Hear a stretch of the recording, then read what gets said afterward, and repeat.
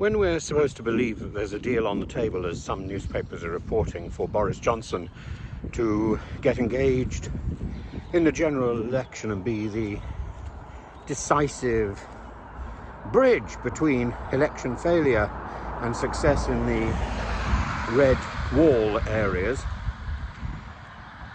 then I find it hard to believe, as Nadine Dorries asserts today, that Rishi Sunak and Boris Johnson have not spoken for over a year.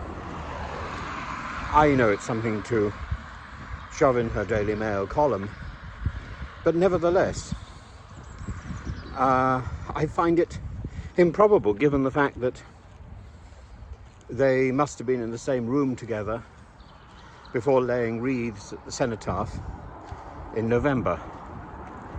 And I cannot believe words were not exchanged then. As for Nadine Dorries, well, Nadine Dorries wants to cast herself, now that she's out in the cold, no longer on Talk TV, no longer in the Houses of Parliament, no longer a cabinet minister, no longer of real significance, I suppose, no longer, it seems, producing books, basking on her last imprint, The Plot, that hilarious work of fiction which is an utter page turner. If you haven't got a copy of The Plot, get it and just open it up when you're feeling miserable. It's a giggle a paragraph, not even a giggle a page, it's a giggle a paragraph. You have to imagine that Nadine is reading it. And, well, anyway, so now she has restyled herself as the Oracle.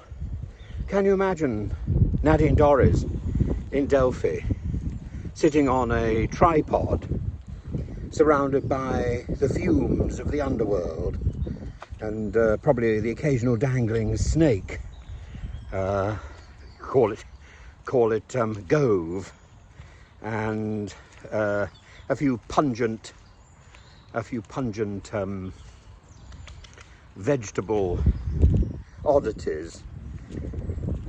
I can imagine her go along to see the Oracle, visit Nadine, be reassured. It's practically like a religious experience.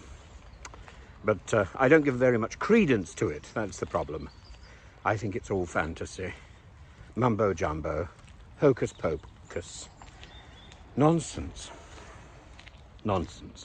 But it does, as she rightly points out, it keeps Lee Anderson off the front page.